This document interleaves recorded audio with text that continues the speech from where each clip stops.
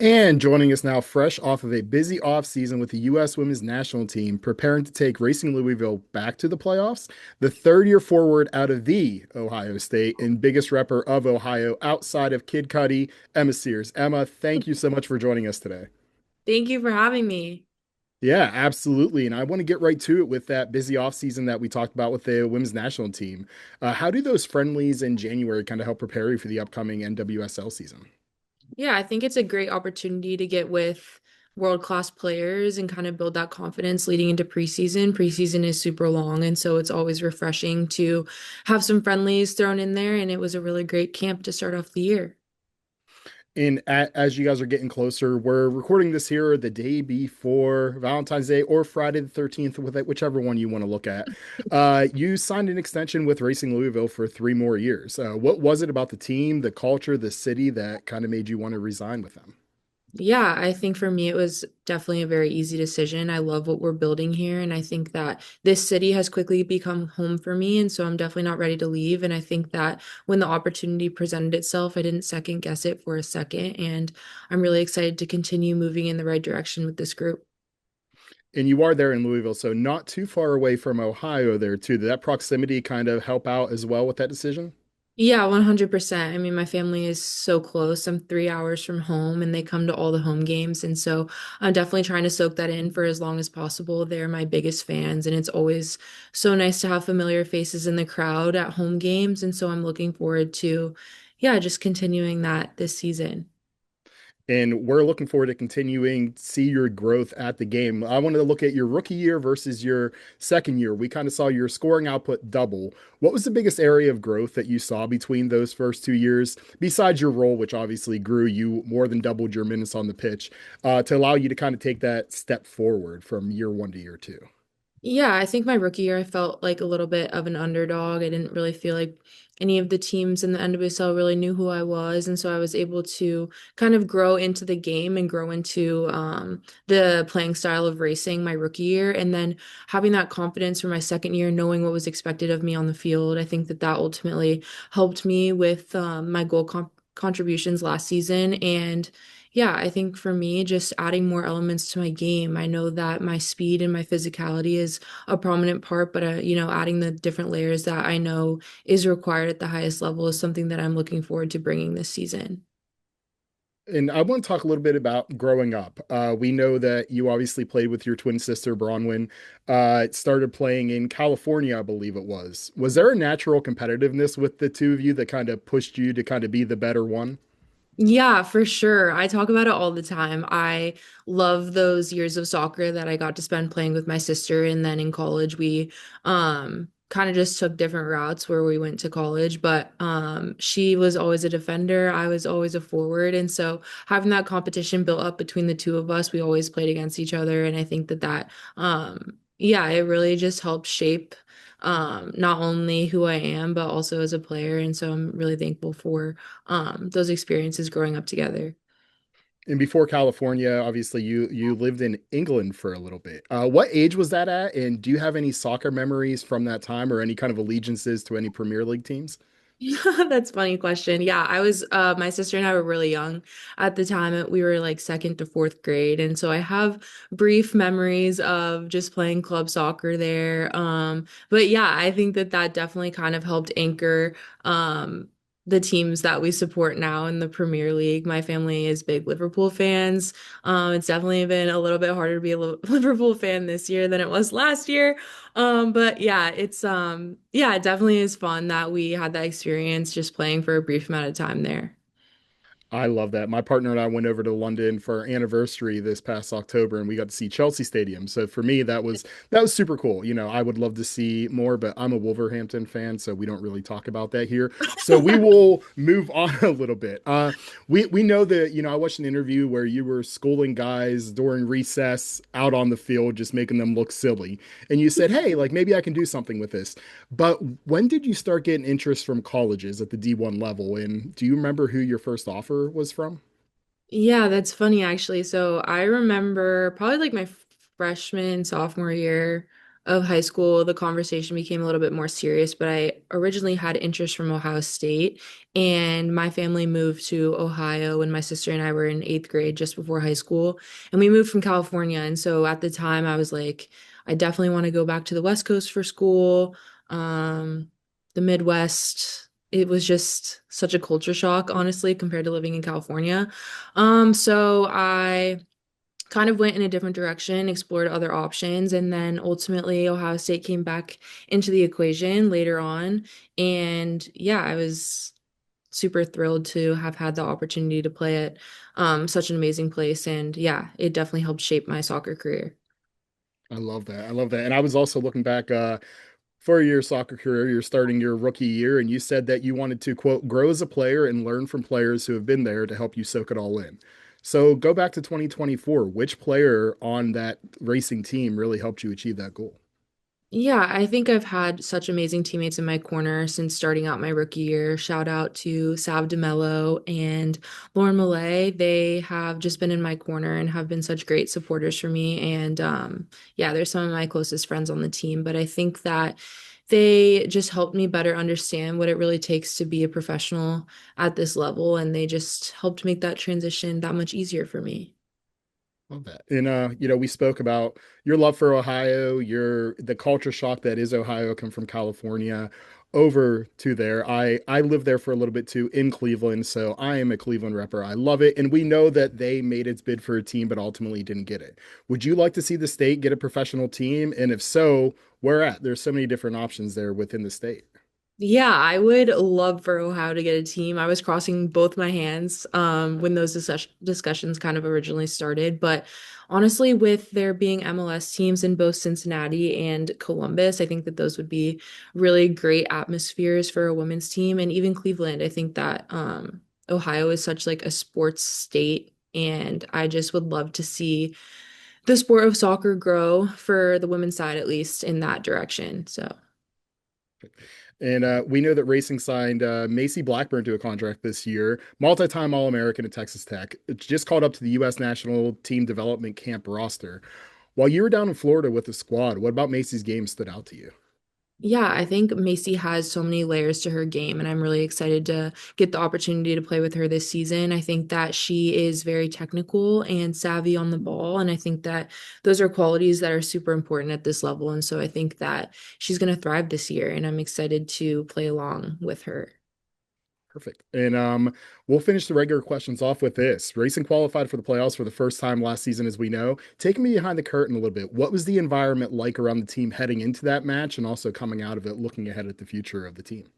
Yeah, I think that last year we all kind of just bought into the idea of maybe being a little bit of an underdog. And I think that that ultimately helped push us into that playoff position. And then heading into the game, I think that we kind of just took the pressure off and we, um, had a game plan that we wanted to really execute at the time. And I think that we did our best. The game, it led to PKs. And I think that as a player, that can be a really hard pill to swallow. But for us, we were proud of the performance that we put out there on the field, and we're looking to carry that momentum into this season.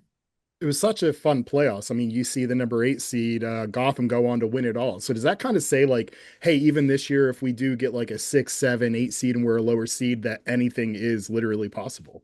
Yeah, I honestly think that that's one of the best things about the league. It's so exciting for the entirety of the season. It's a long season, but honestly, anything can happen. And I think that moments like that with Gotham, winning the championship at the end there, it just goes to show that the league is really chaotic. And I think it's really fun. And I'm excited to be a part of it this year.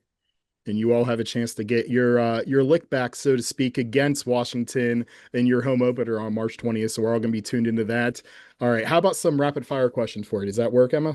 Let's do it. All right. I want you to rank these moments. Your first professional goal against Utah during your rookie season, your first national goal versus Iceland, or your hat trick against New Zealand. Oh, those are really hard.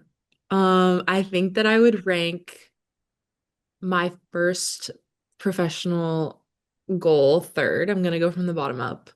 Obviously that was a huge moment for me, but the other two with the national team, that's just been a dream of mine. I would put the hat trick second, and I think my first goal with the national team will always hold a special place in my heart, so I'm gonna put that first. I love that answer. Love that. Sorry to start off on a hard note there for you. We are recording this, like I said, Friday the 13th. I don't want you to give anything away. I know we have PR sitting on here, and I don't want them to jump in. We're okay. I promise. I promise. I promise. But Boston Legacy FC unveiled its kit on Friday. Have you seen Louisville's 2026 kit? And if so, what's one word you'd use to describe it without giving anything away? Oh, okay. I have seen the kit. I'm very excited about it. It is honestly creeping up to be my favorite almost as our three options of jerseys. I would say that it is sleek. That's what I'll, Sleek. yeah. Okay, okay. NWSL is going to like you a lot with that description. I can see that coming. A question from my co-host Allie, who was not able to make it today, but she wanted to know, what do you do to decompress after the game? That's something that I'm honestly still trying to learn. I think for me, like the adrenaline is just always so high after games. And so it's definitely hard for me to settle.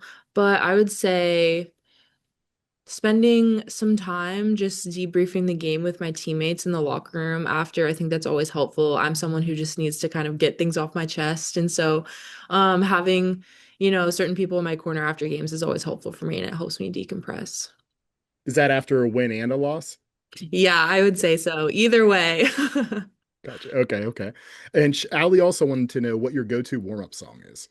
Ooh, my go-to warm-up song, I feel like it has been changing recently. I feel like there's such good music out right now. Um, I've been on a big Gunna kick. I just feel like it hypes me up before games. But I will say that some of my teammates are great on the aux in the locker room. So I'm excited for that this year. That is so funny. I feel like you're looking at my list here because one of my questions on here is which racing teammate would you not pass the aux to? Who would I not? That's a good question. Not to throw anyone under the bus here, but I don't know. I don't know who I would say. Who Maybe would you like pass it to then? Jordan Bloomer is pretty good on the aux. She always does a good job. I'm kind of indecisive. Maybe people don't like that. I like to mix things up. I'll go from like rap to country. And that might not be everyone's favorite, so maybe I'll just say myself to not be on the aux. Okay, so we won't turn to you, but we will turn to Jordan if we need a big stop on net or if we need some good music uh bumping out of the radio. And I like that you mentioned Ghana. I am located down in Atlanta myself, so I am excited for Atlanta to get their NWSL team. Looking forward to that. What is the question you get asked the most during interviews? Oh, I think I just always get asked what I'm most looking forward to this season with racing. Perfect, perfect. We'll phrase that one a little bit different at the end of here, so it's not the same overall. I love Cleveland. We know that you like Ohio as well. Why does Ohio get so much hate? And what's an underrated aspect of the state? Ooh, I think that Ohio gets so much hate because people are like, what is there to do in Ohio? But I will say that Midwest summers are the best. For people that don't know, obviously in Cleveland, with Lake Erie being so close, there's Great Lakes, and my family has a lake house actually up on Lake Erie that I look forward to going every summer. So that's super fun. But yeah, I think that Ohio, I would say, is just a wholesome state, and I love Love it. that answer. Yeah, patio season. Everybody loves patio season Of in Cleveland course. because you get like 3 months to enjoy it. So you may as well. And how Exactly. about there in Louisville? What is your if somebody's coming to visit you, where's the place that you tell them to go visit? I say that the most unexpected thing about Louisville is that it has like the best restaurants. The food scene here is really awesome. And so I love giving restaurant recommendations to people. If you ever need one, let me know.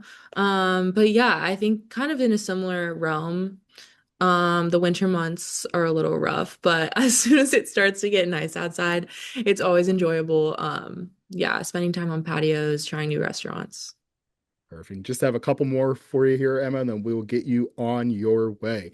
You talked about kind of playing with the women's national team, kind of building those bonds a little bit. Who would you say did you form a bond with that you weren't really expecting to? Yeah, I will say that the girls on the national team are simply the best. They welcomed me with such open arms, and it's been such an amazing experience and something that I really look forward to anytime that I get the opportunity to be surrounded by such world-class players. I would say that Rose Lavelle and I have a bond mostly because we're Ohio girls, but she's been just a really great person for me to have in my corner and someone that I look up to immensely, and she's just such a great human, both on and off the field. But yeah, I love that girl. She's awesome. Rose is fantastic. Yeah, I love hearing that. That's a fantastic answer. And I'm not going to ask what you're looking forward to with the upcoming season, but what is the key for racing heading into the 2026 season to kind of capitalize on the success that you all had last year? Yeah, that's a great question. I think for us, the most important thing is sticking to our identity, which we spent a large chunk of time kind of trying to figure out last year, but I think that that's something that has become really clear for us, and especially towards the end of last season, something that we were all extremely bought into, and I think that really just helped push us to the success that we had towards the end of the year. So yeah, I would say just building on that this season will be important for us. Perfect. And the season is creeping up on us. It's at about a month away. We can't wait to watch you out in the field. And thank you so much for taking some time with us today. We appreciate it. Of course, thank you guys.